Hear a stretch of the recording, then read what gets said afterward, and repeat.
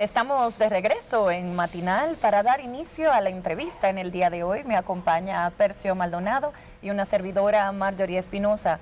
Y para tratar de los temas relacionados, con la preocupante propagación del virus del chikungunya, las diferentes propuestas de modificación de la ley 8701 y muchos otros temas del sector de salud, le damos la bienvenida a nuestro invitado. Se trata del doctor Pedro Sin, presidente del Colegio Médico Dominicano. Muy buenos días, doctor. Bienvenido. Buenos días. De nuevo a sus órdenes. Doctor, ¿cómo está? Muy bien.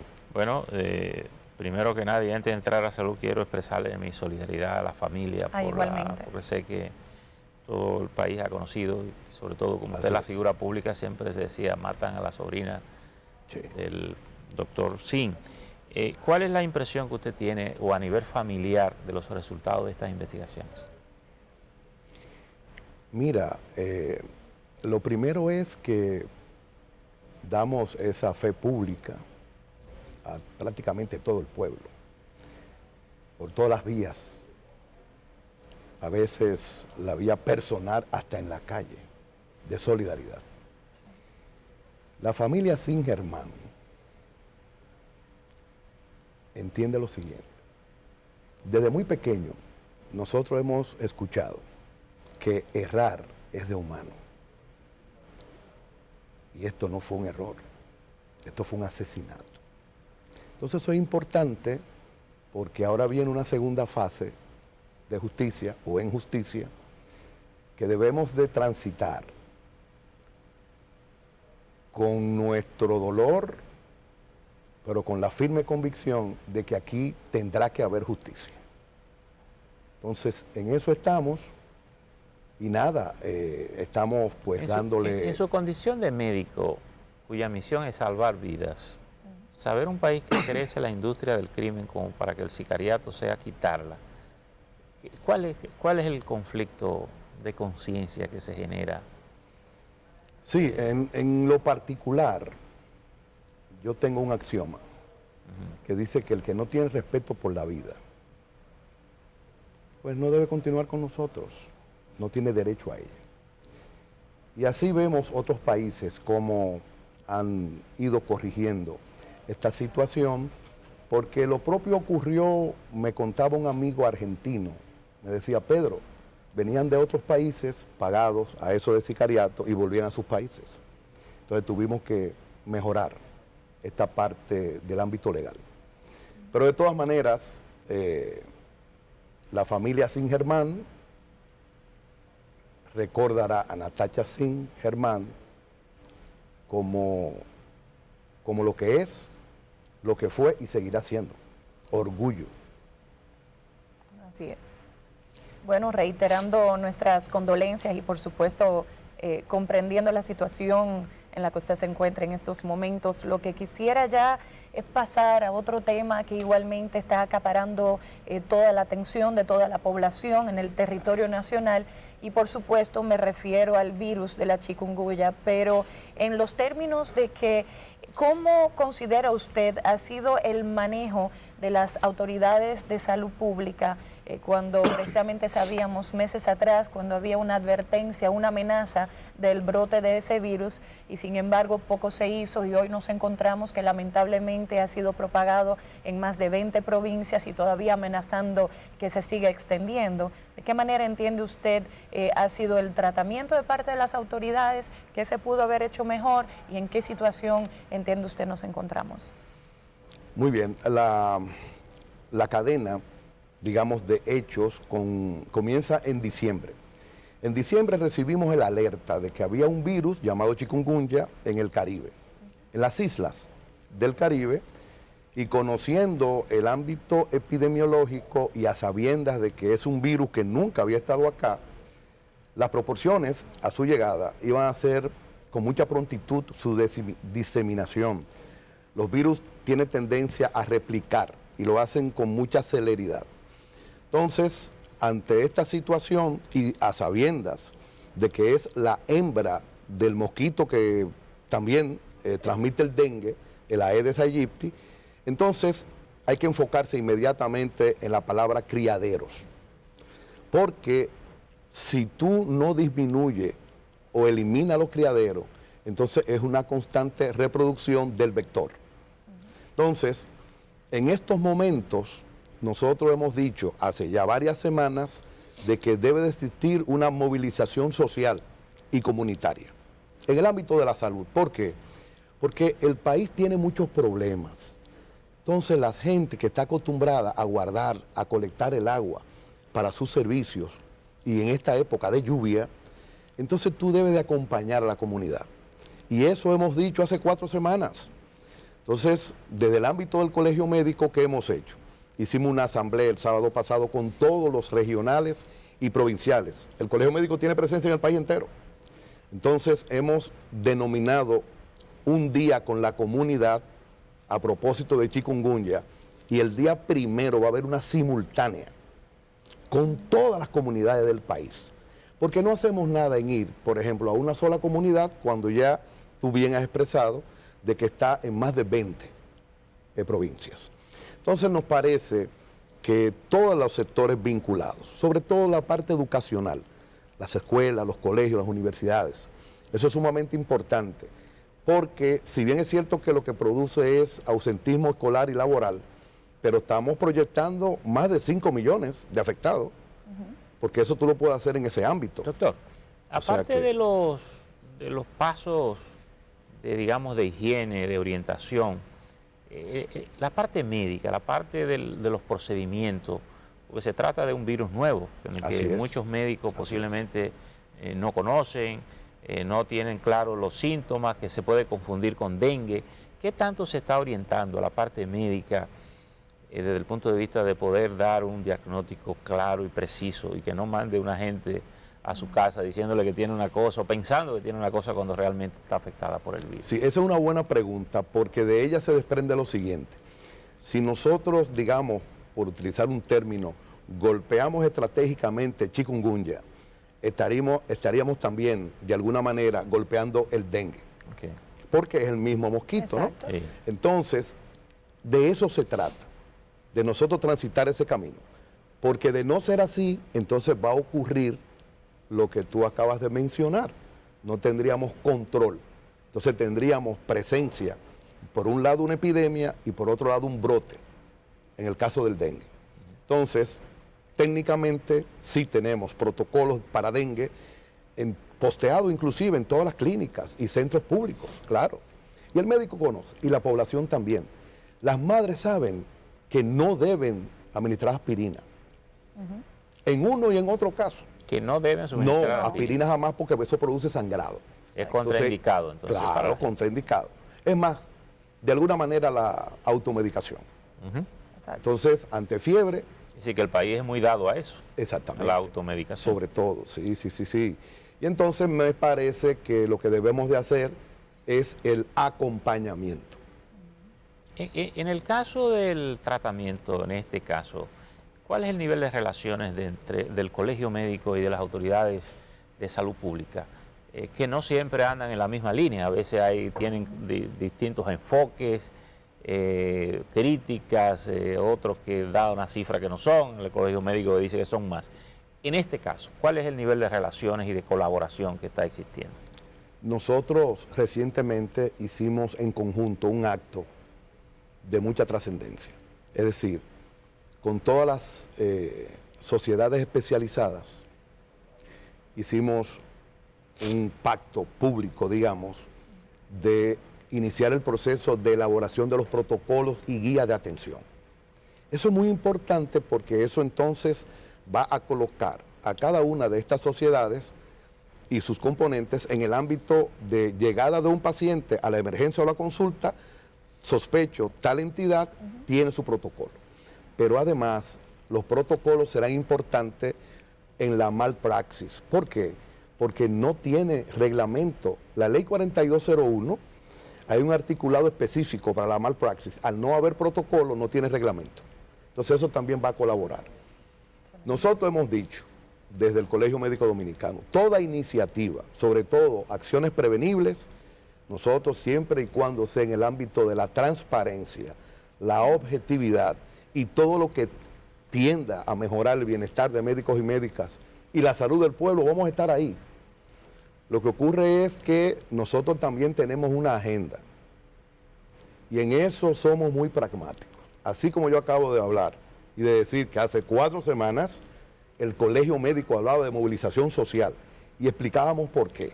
Nosotros estamos acompañando a las autoridades, a todas, sobre todo Rectoría, pero tenemos la agenda y vamos el 1 del mes próximo a hacer una acción comunitaria masiva y simultánea en todo el territorio nacional. ¿Y cuáles son los principales componentes de esa acción?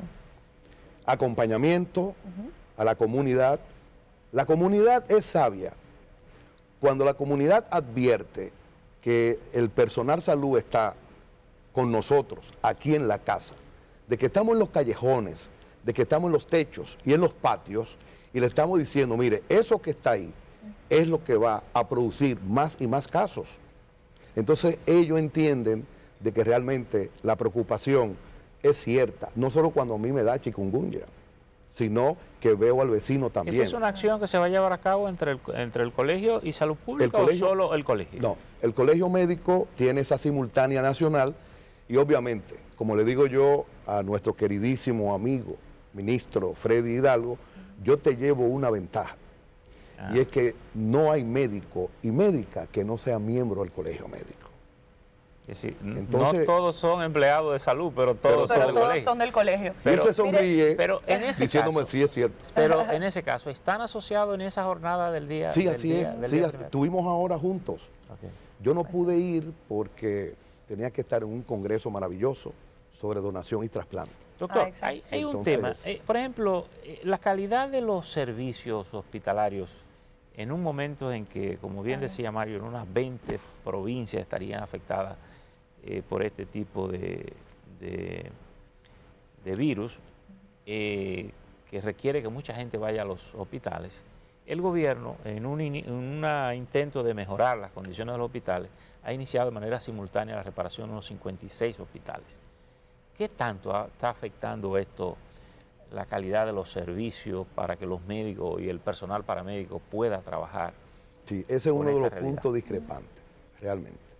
Nosotros decimos que dentro de una agenda, la simultaneidad de reparar, eso obstruye de alguna manera lo que es la secuencia de la atención, por supuesto, la calidad. El Hospital del Ceibo tiene 1 año cerrado. Entonces, eso es una calamidad. Porque ¿dónde tú entiendes? Cerrado, o ustedes entienden. Cerrado, bueno, por reparación. Claro. Y entonces vemos las parturientas, llegan allá y vemos el lugar. Ya yo fui, he ido varias veces. ¿Y dónde dan a luz? Y eso está casi cayendo en el ámbito de lo inhumano. Es que la mujer parturienta, como ser humano, debe de tener un lugar específico con sus requerimientos. ¿Y dónde van esas mujeres? Bueno, hay una pequeña habitación donde simultáneamente, pues se tratan los pacientes. O si no, tienen que ir al MUSA, a la carrera, a San Pedro de Macorís. Doctor, de las precariedades que también en las áreas de emergencia siempre ha padecido el sistema, en este caso se dice que está todavía mucho más alterado precisamente por la afluencia masiva de personas que entienden o tienen los síntomas, inclusive contorsionistas del chikungunya. ¿Qué tanto entiende usted estaría afectando entonces la atención de otros pacientes que sí vienen en situación de emergencia por otro tipo de motivos? Sí, qué buen término. El contorsionismo, en este caso por el dolor, es una enfermedad, se llama Ehlers-Danlos.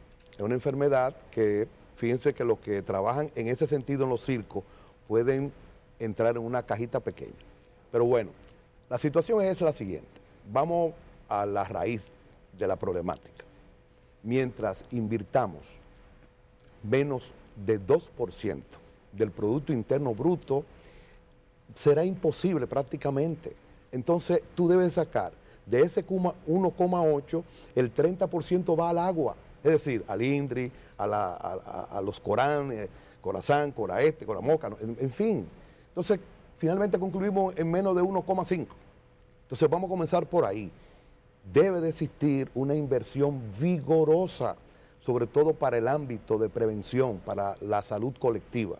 Perdón que le interrumpa, pero en el día de hoy se publicó la información en un diario de circulación nacional de que el renglón previsto para ese tipo de prevención estaría ya agotado cuando apenas el Ministerio de Salud Pública ha hecho algunos pocos operativos con relación a mitigar los efectos y la propagación del chikungunya. Ya lo ven, tiene ya esa lo ven ustedes sin ni siquiera yo conversar con esos medios amigos. Hablaban del orden me están dando la razón. de 80,000 y de cifras muy pequeñas. Tendríamos que hacer un pacto para hacerle frente a una epidemia, de hecho, que está arropando al país. ¿Tendríamos que hacer un pacto ahí, doctor, también? No. Como el que se hizo para educación. No, yo escucho amigos. ¿Qué tendríamos que hacer? Una revolución. Primero. Una revolución. Revolución. Como la revolución educativa. Sentido? La revolución educativa, hemos hablado ya que tenemos 13 años con la 8701 frisado, 3 años por encima del tiempo en que debimos habernos sentado a la mesa. La pobre inversión, un plan básico de salud que hablamos y no terminamos de unificar los criterios para que los usuarios, como se le llaman ahora, pues tengan por lo menos una atención que se acerque no a lo que sería la prioridad, sino a lo más inferior dentro del ámbito de la atención de salud. Pero dentro de esa estructura, por ejemplo, la atención primaria, que se ha entendido algo fundamental para llegar a la gente, el contacto, un poco el sentido del médico familiar o sectorial, no acaba de arrancar. Sí, antes déjame concluir. A ver, revolución en el ámbito de la salud, donde las leyes entonces sean remozadas, renovadas. El artículo 24, que es sobre el veto. Eso ya yo lo he vivido en el Consejo Nacional de Seguridad Social. Un esfuerzo tan importante en la Comisión de Salud. De repente, una de las partes con veto dice, debe de ir a comisión, y ya es el anuncio de que no se va a aprobar. Entonces, vamos allí primero para luego pasar al segundo paso, que es el gran pacto nacional por la salud del pueblo dominicano, que incluya, obviamente, una inversión más vigorosa, ¿verdad?, en esa dirección. Porque, fíjate, ahora pasamos a atención primaria. Atención primaria, sin duda, es la estrategia no mundial, universal, para que no se me quede nadie. Entonces, mientras nosotros, digamos, no coloquemos las unidades que necesitamos de atención y el personal, y sobre todo la capacitación. Ahora, sobre la recertificación médica, yo tengo la idea clara. 5.750 médicos generales que tiene la red, más los médicos familiares, lo llevamos al programa Hora Crédito de recertificación y estarían actualizados para volcar todo ese recurso humano. No olvidemos que es el principal. Entonces, el pintar hospitales, el remozarlos concomitantemente, entonces nos luce que no es lo correcto y que debemos atender más a las personas. Y en cuanto a la parte de la gerencia, ¿qué peso le otorga el Colegio Médico Dominicano a la aprobación de la Red Nacional del Sistema de Salud? A mí me parece que la gestión humana tiene la competencia necesaria. Pero ¿qué tú vas a gestar? Si no tienes con qué, tú lo acabas de decir, se advierte de que no tenemos los recursos para acompañar a la comunidad en esta situación que yo he definido de calamidad pública y lo es. Hay que ir a un hospital ahora para que ustedes vean. El médico con 30, 40 pacientes encima. Entonces también debemos de ir hacia esa dirección. En el Aibar hubo un médico que se vio, digamos, tan abrumado, que se le ocurrió decir, es chikungunya, acetaminofén, báñese y tome líquido. Entonces, eso es lo que debemos evitar. Entonces, algo que los médicos... Para evitar, y perdón que haga la acotación, de hecho lo comentábamos hace algunas 2 semanas, precisamente que por la falta de tiempo en otorgarle ese nivel de información médica a un paciente, como una persona se intoxicó al ingerir, era líquido de zapatos. recuerdo, ¿no? Sí, bueno, lo que pasa es que él le dijeron que tomara líquido y tomó líquido de pero, zapatos. Y hago la colación porque en ese aspecto usted dice que por la saturación de pacientes y la poca cantidad de recursos humanos y en este caso de médicos, al tener un plazo muy corto para dar la información necesaria al paciente o al usuario, se puede prestar ya luego en ese tipo de inconvenientes. Doctor, escuchándolo hablar, y usted usa un término, una revolución, y bueno, y uno asocia la revolución con cambios que tiendan a mejorar. Por su experiencia en el ejercicio médico y por su experiencia al frente del colegio médico y miembro además del Partido Oficial de Liberación, uno tiene la impresión, visto desde fuera, que el país tiene una infraestructura hospitalaria en todo el país suficiente para dar un salto al país, tal vez prestando atención a una estrategia más clara, a un ordenamiento de los pasos que hay que dar. ¿Usted coincide conmigo o estoy equivocado? Lo que estoy ahora es preocupado. ¿Por qué? Porque creo que tú lees el pensamiento. Eso es correcto. Nosotros tenemos una estructura que para iniciar ese proceso revolucionario en el ámbito de la salud es suficiente. La parte de la tecnología y la innovación, eso tú lo adquieres a través de los recursos y tenemos la competencia, el talento humano para su manejo. Y tenemos también la parte técnica para darle el seguimiento correcto y que al año pues ya no sirvan. El problema no es ese. El problema es de que lo colectivo, de que la red debe de dar respuesta con prontitud, con eficacia, eficiencia y sobre todo con calidad. Entonces de repente tenemos un grupo, un conglomerado que es mal pago, salarios que no se corresponden. Y ahí viene siempre la inquietud de la pregunta. Hay críticas de personas con relación a médicos y médicas. Marjorie, Percio, país. El Estado no tiene dinero para pagarle a los médicos en función de lo que los médicos hacemos. Repito, ciertamente los 5 dedos de la mano son diferentes. ¿Acaso los periodistas todos son iguales? No, ni tienen el mismo comportamiento, pero así tampoco los abogados y los ingenieros. Y ahí yo he dicho, yo coloco mis manos y mi cabeza. La inmensa mayoría de médicos y médicas tienen un comportamiento correcto y simbolizan y son la voz de la solidaridad. Esa mano que te coloca el médico o la médica en el hombro ante la dificultad de un hijo, de la esposa, de papá, de mamá, y que te explica, y que esa persona ve que hasta en ocasiones tiene que hacer de tripas corazones, entonces esa es la realidad en que vivimos. Entonces, ¿qué hay que hacer? Bueno, pues yo lo he dicho en innumerables ocasiones. La ley de carrera sanitaria, que gracias a Dios parece ser que ya está a las puertas de ser aprobada, y hemos discutido algo muy interesante, hemos discutido y unificado prácticamente todos los reglamentos sin ser aprobada, sí, con el ministerio y con la OPS y con la OMS, y yo asistí, algo muy interesante. Es decir, que aquí los reglamentos han venido primero que la ley. Como nunca, porque entonces cuando se aprueba la ley duramos 10 años para hacer el reglamento. O sea que fue interesante. Y hay un segmento que habla de cómo deben de remunerar el sector salud, sobre todo los médicos. Entonces yo creo que ahí descansa una gran posibilidad de iniciar todo este proceso sin que sea interrumpido por las amargas huelgas médicas. Y aquí entra un punto interesante, Marjorie lo planteaba ahorita, el tema de la gerencia. Porque, por ejemplo, la mano sanadora del médico tal vez es la última que llega al paciente. Primero es un paciente que es recibido en una estructura, que lo reciben, que lo ven, que lo analizan, que lo llevan, que lo mandan, y entonces aparece el médico ahí y te sana.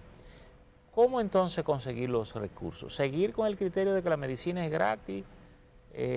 o los hospitales deben tener la cuota de recuperación que el gobierno quitó y que compensó, pero que ocurre que llega tarde y que el mismo problema. Es decir, ¿cómo dar una solución a esa parte para que sea un sistema funcional, operativo y razonable? Porque usted dice la tecnología se adquiere, pero hay que tener recursos. Así es. Vamos a colocar un ejemplo. A mí me fascina el hospital de Monteplata. Ni siquiera está en Santo Domingo. Ellos hace un tiempo se reunieron y decidieron indagar para ser habilitados. ¿Qué necesitamos? Y están habilitados hace muchos años. ¿Cómo operan ellos? Y reciben los recursos porque el hospital, esa es una calamidad también. Tenemos más del 70% de los hospitales que no están habilitados. Por ende... ¿70%? Sí, o más. Es decir, para que la gente entienda lo que es habilitado, es que no pueden facturar los servicios. Exactamente. Entonces, tenemos esa calamidad allí. Entonces, cuando se habla de remozar... ¿Qué pasó en Monteplata? Cuéntenos lo que pasó. En Monteplata lo que ocurrió fue que ellos se pusieron de acuerdo y todos los parámetros existentes o variables para tú ser habilitado fueron cumpliéndolo hasta que lo unificaron y fueron habilitados. Y ellos sí pueden. Ellos están facturando los servicios. Sí, y entonces eso es formidable. A eso apostamos. ¿Y de qué manera pueden entonces los demás emular porque ese procedimiento? Sí, lo que pasa es que Monteplata, como no es un hospital, digamos, muy grande, una población, y fíjate que está insertado. Pero a nivel de ingreso, ¿qué tanto ha variado el hospital con relación al proceso anterior? No, 3, 4, 5, 6 veces. Claro. 3, 4 y 5 veces. Sí.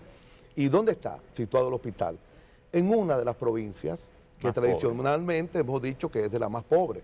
Entonces eso sería un gran plan piloto.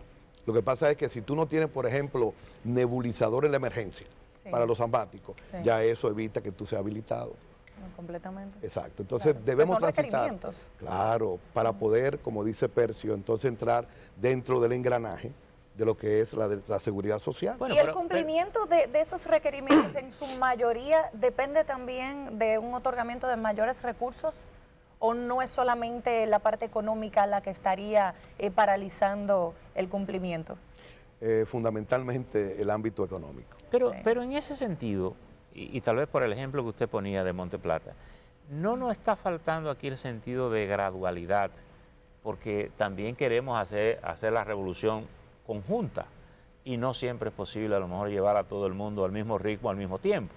Si Monteplata está funcionando y lo ha hecho, que además está, como usted dice, en un escenario que no es el más favorecido por las riquezas en que vive la gente, ¿por qué no tomar por ejemplo, ese plan piloto de Monteplata e ir transformando cada una de las unidades? Sí, eso depende de la agenda de cada quien.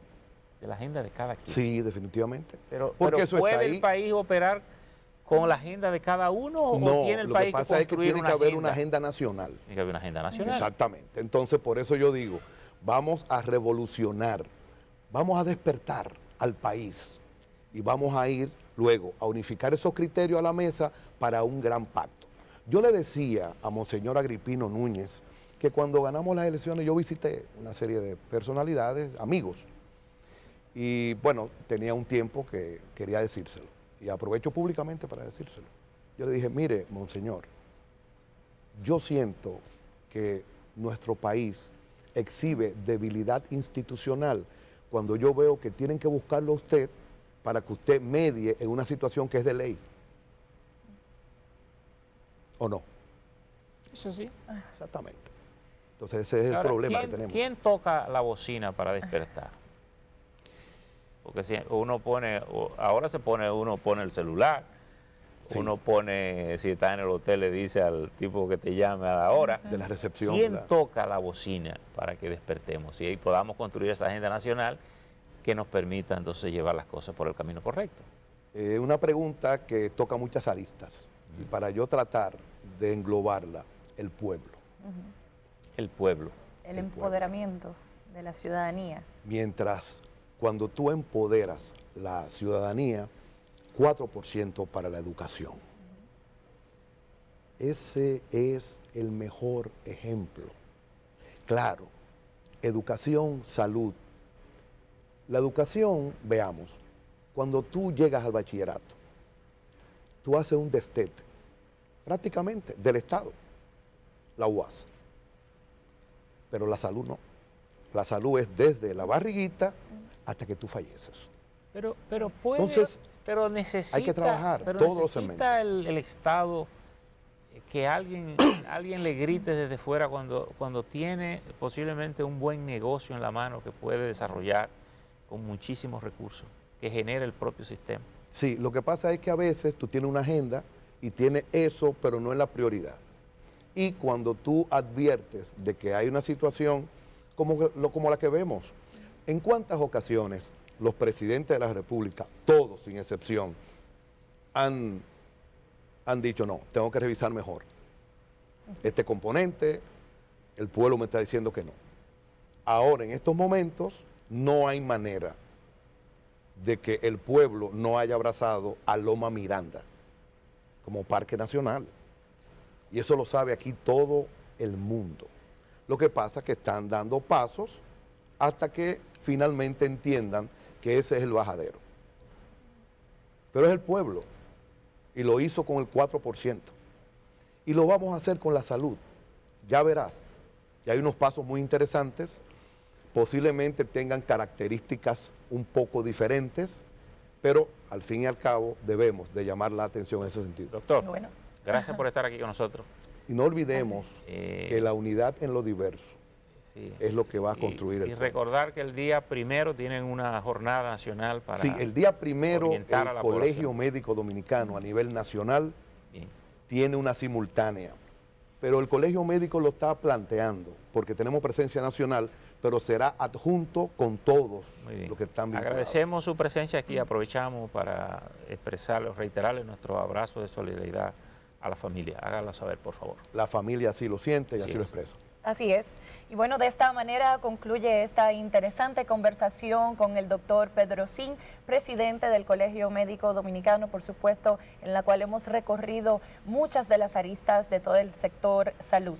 De esta manera igualmente nos despedimos de ustedes, tanto mi compañero Percio como yo, y los invitamos a que nos puedan acompañar mañana en una próxima entrega de Matinal. Hasta entonces, y pásela bien.